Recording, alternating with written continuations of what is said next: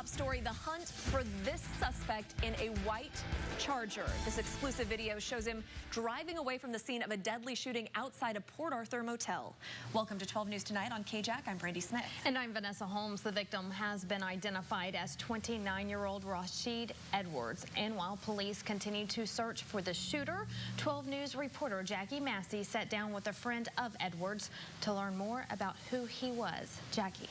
Vanessa and Brandy, his friend Shyla Hauser says he was in the studio. Jackie Massey, 12 News.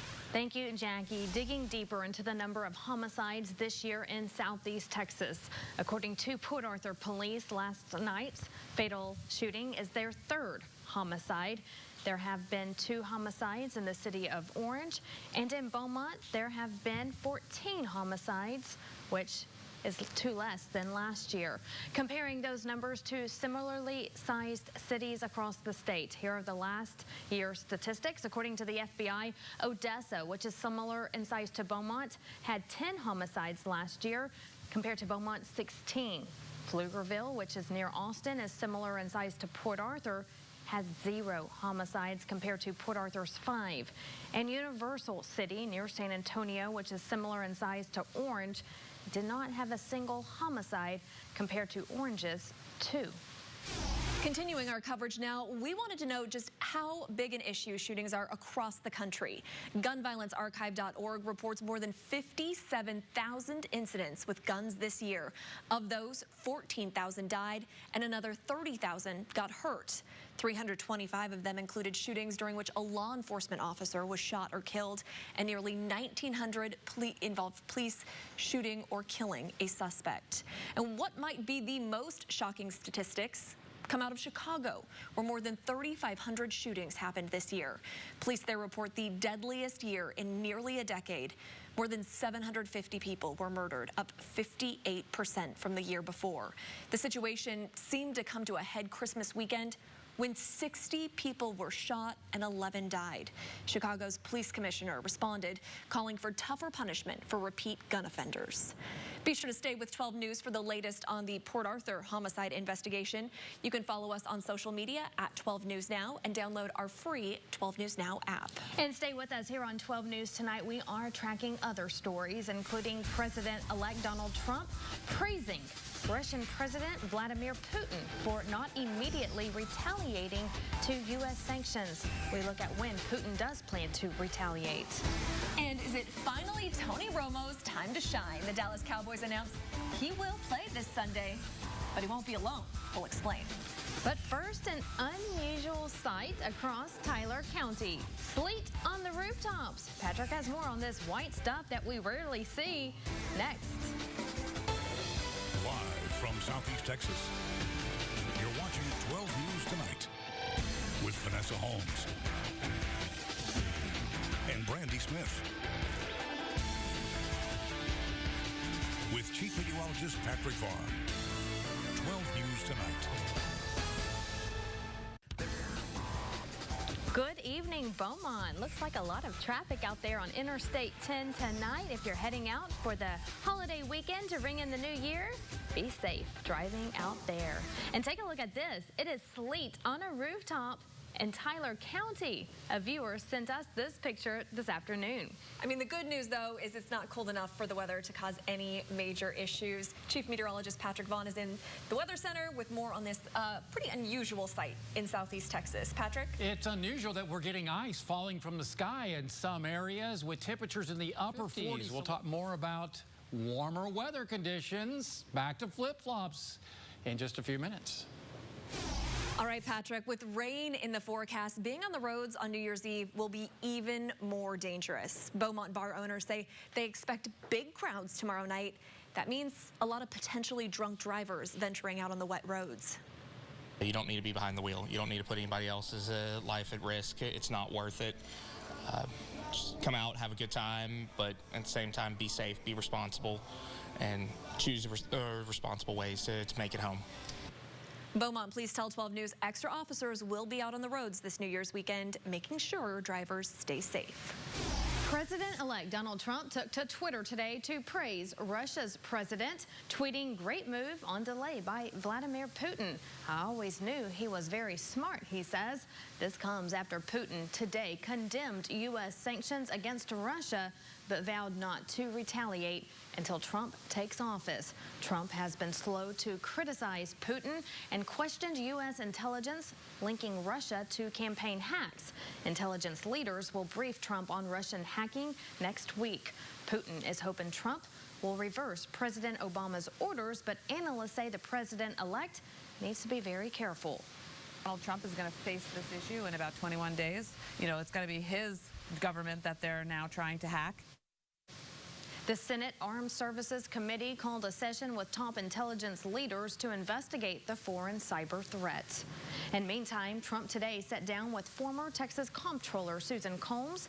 She also served as the state's agriculture commissioner from 1998 to 2007. Trump is considering appointing Combs to agriculture secretary. At least one other Texan is being thought to be in the running. Former Texas A&M University president Elsa Moreno met with Trump on Wednesday. Investigators in Washington are trying to figure out what brought down this small plane, killing 4 people. It left Seattle last night, but lost contact with traffic control 45 minutes later. Crews used radar data and the plane's emergency locator transmitter to find the wreckage in a ravine. The FAA and the NTSB will get to work tomorrow. Cowboys fans can't wait for this Sunday. The boys are aiming to set team history, having their first 14-game win season ever. So we're hoping that happens here in Cowboy Country. And what that means, rookie quarterback Dak Prescott could set the NFL record for wins in a season by a rookie quarterback. But while Dak is expected to start, he isn't expected to play a lot. ESPN is reporting today that Tony Romo and Mark Sanchez will have their fair share of snaps. Romo hasn't played a regular season game since Thanksgiving of last year, when he suffered a broken collarbone. This story has been one of the most shared stories on our Facebook page all day long. Over 60 of you have commented on it with different opinions. Taking a look at what some of you are saying tonight, Cheryl says, "This is stupid. Dak has brought them this far and you are wanting to lose a game? Way to go, Jerry. This young man deserved to be where he is.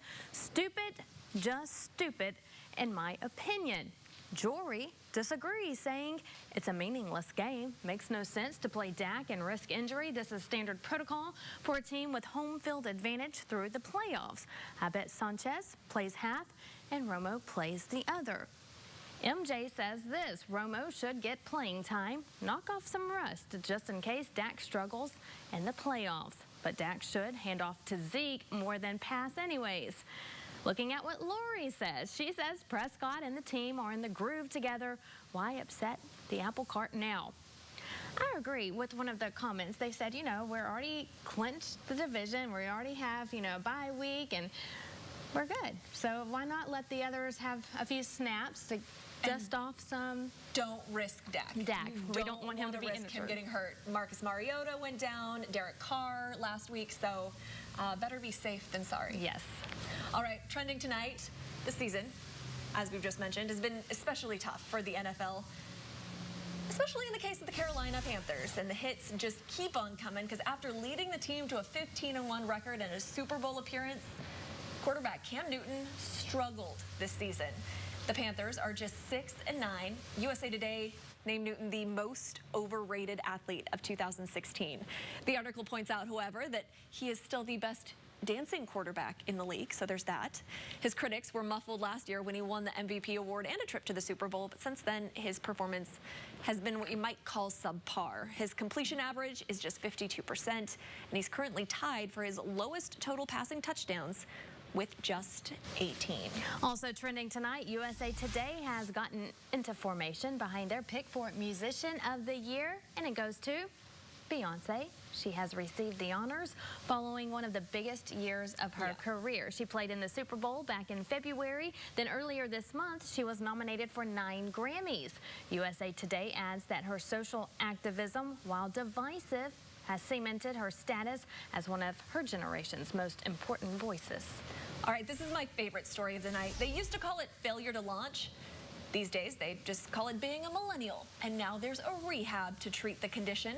A facility just outside Chicago is offering core competence services, which teach your emerging adult how to do things like time management, showing up on time, meal preparation, and social and communication tools. I suspect they have the social media part down. Probably. Now, before you ask, this is not a joke. I thought it had to be. So I did some research. I found the website. I called the phone number listed and talked to someone about the services offered. She said it is totally legit. They don't have a lot of patients in the core competency program yet, but it's gotten a lot of response internationally now, so they expect more enrollment soon. A change in times. Indeed. What do you say about it, you know? Patrick? Are you still stunned? Really? Really? People will pay money for this? Obviously. About $28,000 a month.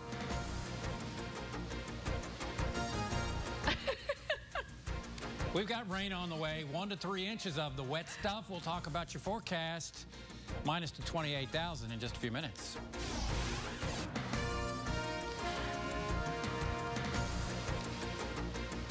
And as we go to break, welcome home to aviation mechanic 3rd class, Anthony Youngin from Beaumont. Youngin is one of 5 sailors from Southeast Texas returning home just in time for the new year.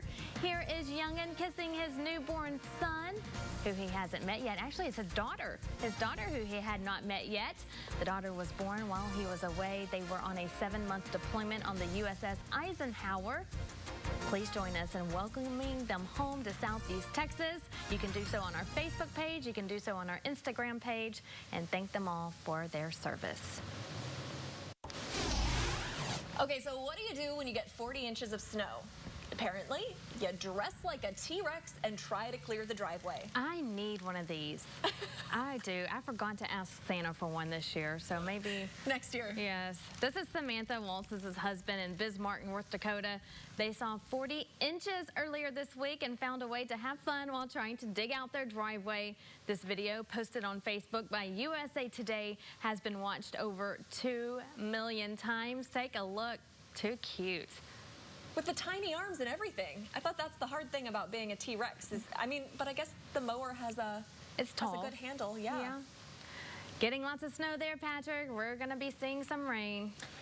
Yeah, looks like we won't get 40 inches of rain, but we will certainly get 1 maybe to 3 inches in some spots. Outside right now, we're seeing some reports of some light sleet. Yeah, you can have that at temperatures well above freezing. It all depends on what happens in the atmosphere above the surface. That's why we're not expecting any snow or anything like that this next weekend. Now, we may have some problems with more sleet or maybe some freezing rain, but I think the chances of that are small, very small window at this time. Currently 51 in downtown Beaumont. Next weekend, I won't say it's looking brutal, but high temperatures in the 30s are possible. Is that brutal in your mind? I don't know. Yeah. It's cold. It's cold. For us, it is. It is. It's like you read Misty's mind, though, because she asked, right as you were sitting down here, what kind of cold weather do you expect for next weekend? Cold. Probably the coldest cold. we've seen, well, without a doubt, this winter. And my Facebook doesn't let me, it's acting up on me, I should say. But we did have a viewer. You need an Android, that's why. We had a viewer. Patrick, it's a smartphone. It's supposed to be smart. And sometimes it's just not. Sometimes it's very dumb. No, yes, it is. So we did have a viewer who asked, why are we seeing such warm temperatures this time of year? Oh, it's all due to the upper level pattern.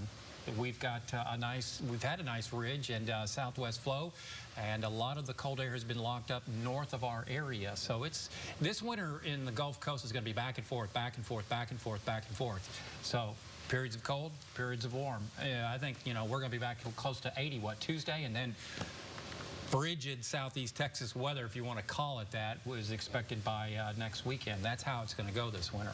All right, we'll just get used to it. No choice. Okay, people are going to get sick is what they're telling me. You're right. Well, here's some weird news that you may not want to hear. This year is actually a second longer than most other years. A bonus leap second has been added to tomorrow night. The second is added to keep up with the Earth's rotation, which is slowing down. It happens about every 10 years. The second will be added 5 hours before midnight at 6 o'clock our time. I like to think with the glass half full something, and you know what? That's an extra weekend, like a longer weekend. I didn't notice that, though. I knew that was going to happen. I noticed that the Earth's rotation was slowing down. How did you notice? I just sensed it. He just walks outside and goes, That's right. yep, it's a little slower today. Wow, Patrick. No. You knew about He's a it. superhero. I'm just kidding. Coming up on 12 News Tonight, we are ending 2016 on a high note. Our thanks to you next.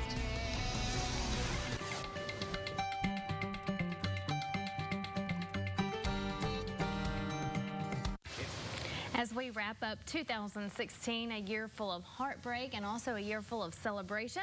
So we're going to focus on the celebration as we close out tonight. We want to say thank you to all of you. You, our viewers, helped us make a real difference in the community. How?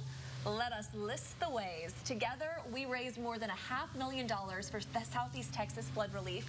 You shared your Christmas, feeding families in our area. You donated to our community baby shower, helping moms to be in need. And you joined in on making a difference day, improving the Humane Society of Southeast Texas for all of the pets needing a home. You signed the petition that ultimately got Congress to pass the Fairness for Veterans Act, and you helped us find forever homes for Southeast Texas foster children. We did it all together, and we thank you for that. And let's do it all again next year to help our neighbors who may be in need. We wish you a very happy into 2016.